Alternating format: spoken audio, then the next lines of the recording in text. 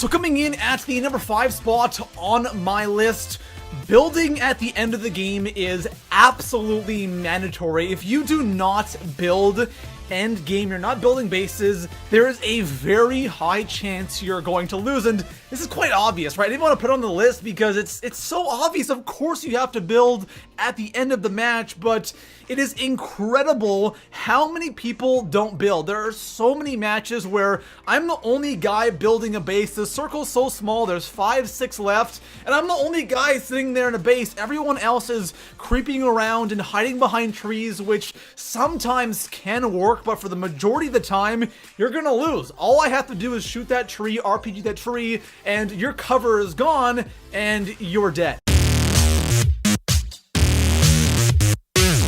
So coming in at the number 4 spot on my list, please don't hide behind trees.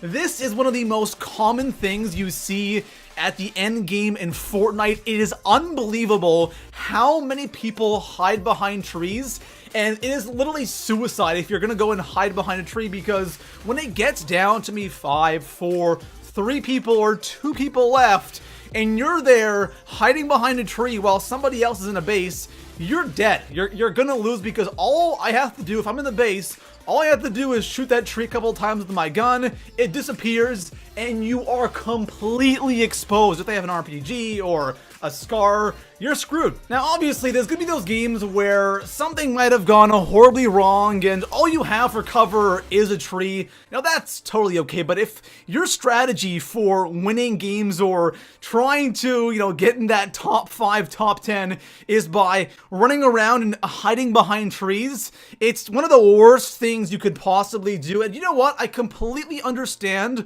why people still do this, because I did it all the time as well. My thinking was, you know what, at the end of the match, I don't want to build like crazy and give away my position. I'm just going to go ahead and hide behind trees and objects, and that way I'll kind of like sneak my way into the top 5 or, that 1v1 situation, and it never ends well. You'll get lucky sometimes, but the majority of your games are going to end in death. So when it comes to end game, don't hide behind trees and objects, just build and you'll win a ton more. So coming in at the number 3 spot on my list, rushing bases is a tricky thing in Fortnite. There's one way you should do it, and then there's one way that you shouldn't do it. The proper way, of course, is build up to the base and then just one pump the guy in the face, you're good to go. That's the ideal way of rushing a base here in Fortnite. Then there's another way that a lot of people love doing this, especially at the end of the match, is when they have nowhere else to hide, they will go to the bottom of your base and just sit there. This is something that I can completely relate to, because I used to do this all the time when Fortnite first came out. You always think that there's no way they'll notice that I'm down here, and sometimes you can successfully actually get there, but it doesn't take much for them to spot you, especially if they're looking down around the map. It's really easy to see if someone's sitting at the base of your base, and what a lot of people like to do is they'll successfully get to the bottom of your base, and then they'll start hitting down the walls, and it alerts you instantly, and then you're just instantly dead. All they do is RPG you, or since they're looking down, they can easily get a couple headshots on you with a AR or a SCAR, and you're absolutely screwed. So coming in at the number 2 spot on my list, I want to talk about end game loot, because one thing you see a lot of people doing is trying to improve their loadout at the end of a match, because there is always tons of loot laying around, especially as you get closer to that 1v1 situation.